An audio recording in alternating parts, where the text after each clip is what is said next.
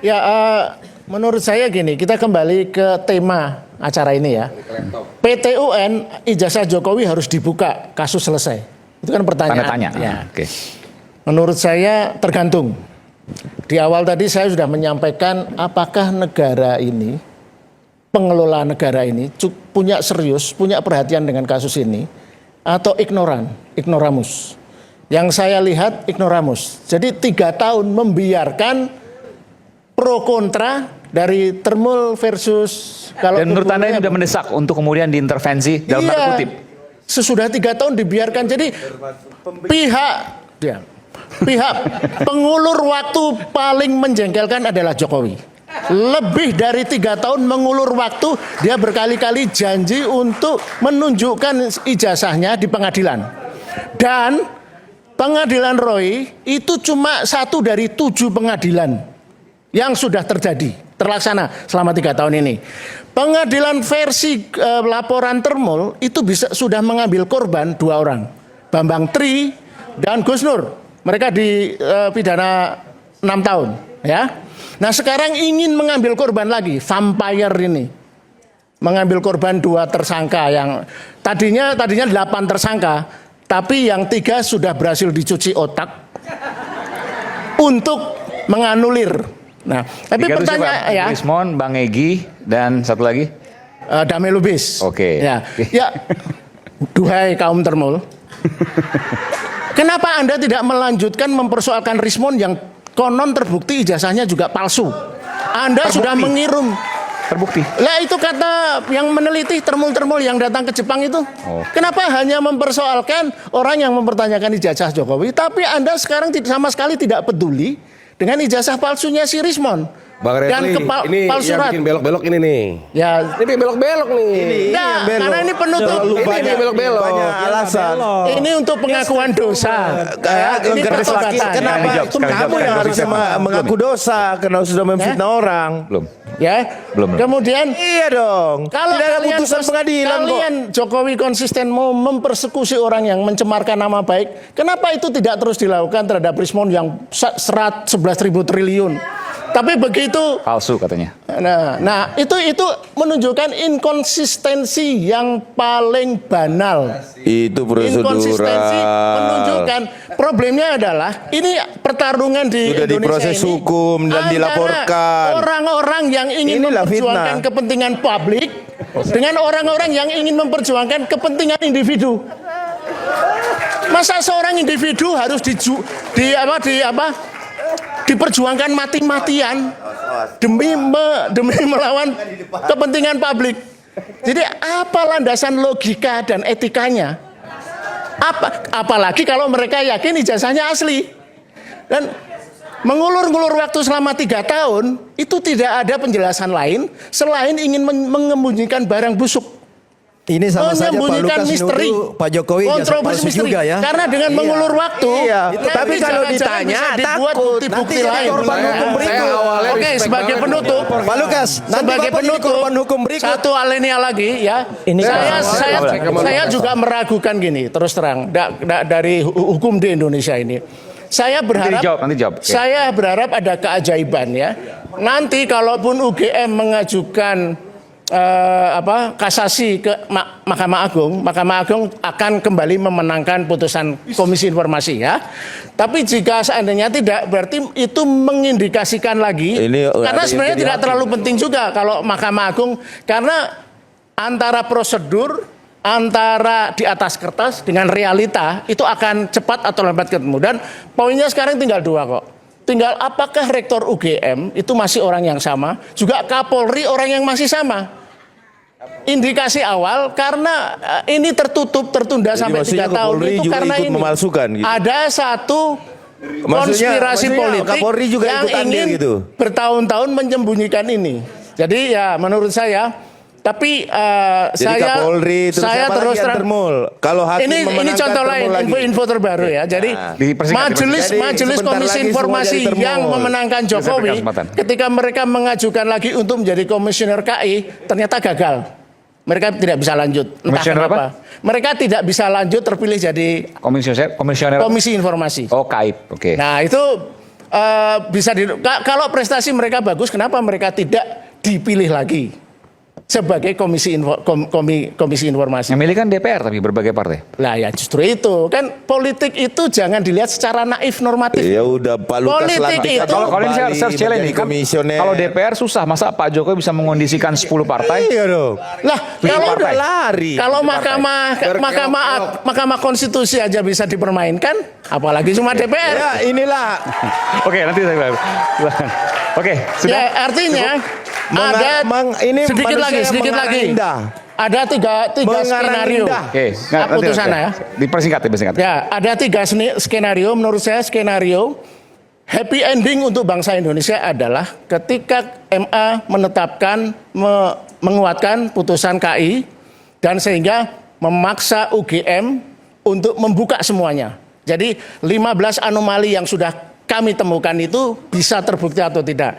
Yang kedua, akan ada proses yang disebut mengulur waktu gila-gilaan. Jadi 3 tahun nggak cukup, butuh 9 tahun lagi. Dibuat berbagai strategi, berbagai permainan politik. Skenario Mas, ya, oke. Dan Betul-betul yang ketiga agar ini komiknya luar agar biasa ini ini. terlihat ilmiah, komik yang indah. akan terjadi satu yang disebut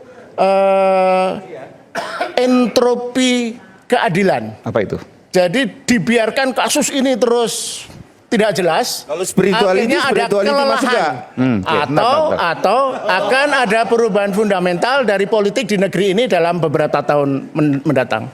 Terima kasih. Kelelahan itu maksudnya apa? Kelelahan lalu kemudian Ya orang, Taktik, ya? saya bayangin orang seperti Roy, Ya, Tifa sudah hijrah kan. Oke. Nah nanti Roy mungkin hijrah juga, kita nggak tahu. Karena secara psikologis itu harus dimaklumi ya. jadi maksudnya jadi berhenti proses untuk mencari ini. Ya walaupun tentu Bon Jovi sampai hari kiamat akan mencari. Bongkar.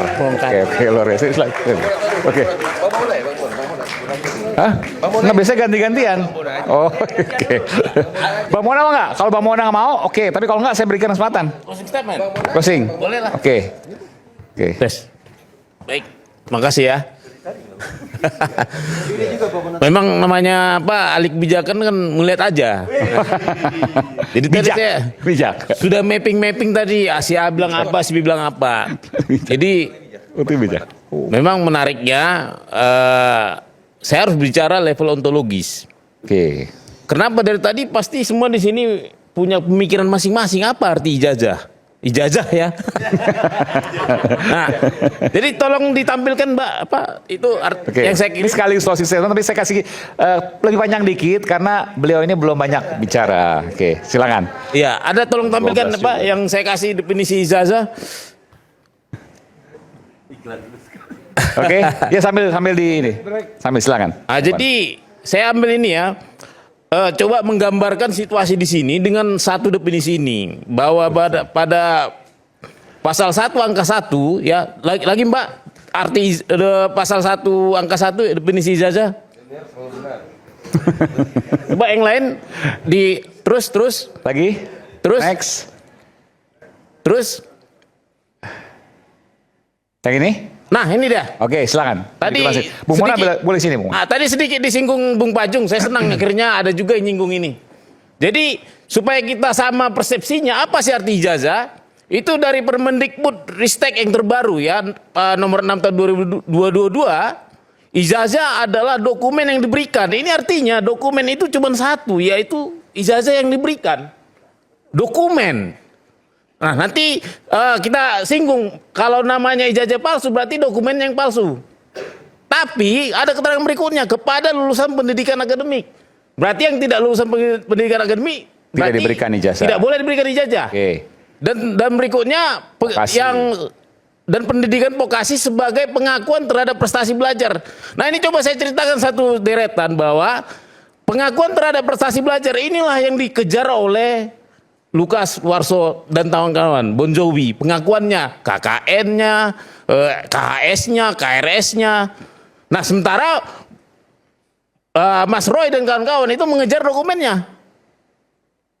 Makanya yang dikejar adalah aslinya. Ya. Seperti itu Satu ya. lembar itu oleh Mas Roy, sementara oleh Bon Jovi itu proses-prosesnya. Proses pembentukannya. Ya, oke. Tapi abang kan di Bon Jovi kan? Tidak, makanya saya mengkelarkan. Bukannya iya? Beda. Bukan. Oh, bukan, oke. Nah, Sorry. jadi Sama-sama di KIP tapi. Enggak, dia awalnya Bon Jovi kan. penyelesaian program studi terakedrasi yang diselenggarakan perguruan Apa tinggi. pertama kali di Bon Jovi? Pertama kali sempat bergabung? Enggak. Nggak pernah. Nah, ini mau saya terangkan biar jadi juga Nggak publik pernah, tahu. beliau tuh independen. Oh, oke. Jadi oke. gini, awalnya saya yang di KIP. Waktu September saya bersidang dengan saya gugat itu termohonnya adalah Andri. Nah, barulah tim Bon Jovi Oktober. Nah, saya juga sudah duluan dapat keputusan yang KPU. Baru terakhir Bon Jovi juga ternyata ikut meminta. Akibatnya keputusan yang saya terima menang dengan secara otomatis dimenangkan oleh Bon Jovi juga. Makanya ke depannya mungkin supaya teman-teman yang di media juga, ya saya kadang seringkali dapat WA gitu kan, selamat ya, selamat. Saya juga bingung, termasuk loh ini nggak kerjaan saya. Nah, tapi ya gimana mau dibilang ya, karena saya juga terangin juga media yang sudah pada langsung terjebak ya, pada dia pikir kalau KIP bona aja, pasti bona seperti itu. Nah, jadi kalau setelah ini tadi ijazah, berikutnya kan ada salinan ijazah. Jadi salinan ijazah itu adalah dulu kan belum ada fotokopi. Jadi orang itu di kampus disalin. Dengan begitu nanti begitu ada orang mau fotokopi, mau melegalisir, dilihat salinannya. Nah, baru integrasi berikutnya ada fotokopi ijazah. Nah, disinilah saya bekerja, fotokopi ijazah yang dilegalisir oleh UGM. Nah, disinilah yang saya minta karena ini KPU mensyaratkan sebagai syarat pencalonan baik pilkada, pilpres maupun pileg itu adalah fotokopi ijazah, maka saya bergerak di zona fotokopi ijazah. Nah, di sinilah yang saya banyak temukan keganjilan ini, sehingga akhirnya saya lakukan gugatan-gugatan di DKPP, di Petun, di Pengadilan Negeri. Besok saya bersidang Pengadilan Negeri dengan besok ya, dengan menggugat seluruh KPU 3 lapisan, Bawaslu dan UGM itu apa yang digugat? Perbuatan melawan hukum. Karena ada 3 yang menurut kami agak berbeda. Pertama itu masalah tanggal. Saya yang menemukan dulu itu tanggal itu tidak ada. tanggal apa ini? Tanggal legalisir. Legalisir yang ijazah yang mana? 5-5-nya. Oh, nggak ada tanggalnya. Tidak ada tanggalnya. Tanggal kapan dilegalisir dan sampai berlaku sampai kapan? Iya. Nggak ada itu? Tidak ada. 5-5-nya nggak ada? 5-5-nya. Oke, itu Anda gugat? Ya, saya gugat itu Perbuatan melawan hukum? ya, Terhadap KPU itu? Iya. Yang digugat KPU ya? KPU, UGM sama 2 dekan yang menandatangani. Oke, atas nama di situ? Iya. Boleh sebutkan siapa? Saya lupa. Profesor Naim sama Profesor Budiadi. Masih ada itu ya mereka? Ternyata masih ada. Oke, baik. Nah, itu terus saya juga menggugat CLS. Gugatan CLS di Citizen lawsuit ya, karena gini ternyata arsip-arsip itu hilang. oleh Andri? Bukan, oleh KPU Solo dan KPU Surakarta menyatakan bahwa arsip fotokopi cap basah tahun 2005 dan 2010 hilang. Itulah tadi yang dipermasalahkan Mas Roy. Iya, yang dikasih itu ternyata salinan dari fotokopi legalisir. Yang menghilangkan itu siapa? KPU Kota Surakarta. Oke. Nah, seperti itu. Berarti Pak Jokowi asumsinya memberikan yang asli, legalisir yang asli maksud saya. Iya. Tapi kemudian hilang, KPU Solo memberikan yang fotokopian. Iya. Oke. Dengan alasan ya cuma Ini pengakuan KPU Solo ya? ada suratnya. Oke, baik. Ah, Oleh KPU Solo. Iya, oleh KPU Solo. Itu juga yang kita laporkan ke DKPP. Oke, Seharusnya ini kan clear tidak nih. boleh. Clear. Oke. Seperti itu. Iya. Dan juga ada keganjilan lain, yaitu bahwa Profesor Naim itu sudah seharusnya menurut surat yang saya terima dari UGM, dari Ibu Epa selaku atasan PPID, menyatakan bahwa Profesor Naim itu sebenarnya hanya menjabat dekan itu sampai 2012. Oke. Tapi pada Pilpres 2014 itu masih Profesor Naim yang dipakai. Ini 2014 kok Profesor Naim lagi, itu kan. Padahal seperti itu. Sudah dekannya sampai 2012. Iya. Ya. Tapi 2014 Naim masih lagi. tertanda legalisirnya Iya. Profesor Naim. Ada apa itu semua janggal? Iya, tentu ini kan jelas jadi indikasi bahwa Itu sesuai dilakukan gugatan juga gugat juga. terhadap Profesor Naim, terhadap UGM, terhadap KPU. Iya.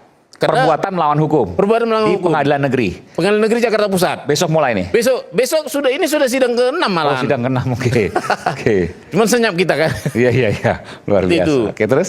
Nah, jadi yang kita laporkan juga itu adalah bagaimana seharusnya arsip ini diserahkan oleh KPU kepada ANRI atau Lembaga Kearsipan Daerah untuk diautentikasi, diperiksa keasliannya. Ada perka ANRI nomor 1 tahun 2023 itu menyebut bahwa ANRI atau LKD wajib juga memeriksa keaslian dari sumber fotokopi ini. Nah ini yang kita laporkan juga ke DKPP, kenapa nggak dikerjakan KPU, nggak diserahkan arsipnya, sehingga akhirnya nanti finalnya pekerjaan saya ini ujungnya adalah proses autentikasi keaslian dari fotokopi terhadap sumber aslinya. Seperti itu Mas Aiman. Oke, baik. Jadi nanti kita tunggu, masih ada berapa sidang lagi belum tahu nih. Agendanya sudah sampai mana? Sidang ke-6 ini. Kemarin kita mediasi 4 kali gagal. Ini perdata berarti? Perdata, oke, baik. Ya. Gagal, jadi lanjut terus ini ya. Lanjut terus pembuktian Oke. besok. Baik, nanti kita kawal juga terkait dengan sidang. Terima kasih Bung Bonatua Silalahi. Baik.